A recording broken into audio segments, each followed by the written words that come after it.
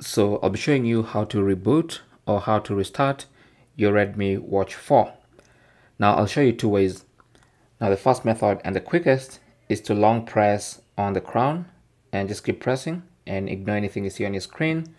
And if you press it for long enough, you'll see the system options. So we have reboot, power off, and all that stuff. So just tap on reboot and then confirm by tapping on the check mark, and that's going to restart your watch. Now, let me get out of here and show you the second method. Swipe up and then tap on the settings icon.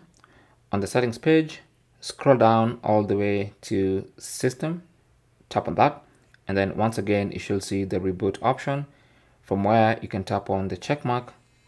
You feel a vibration, and that's going to restart your Redmi Watch 4. Thanks for watching. Leave your comments and questions down below, and good luck.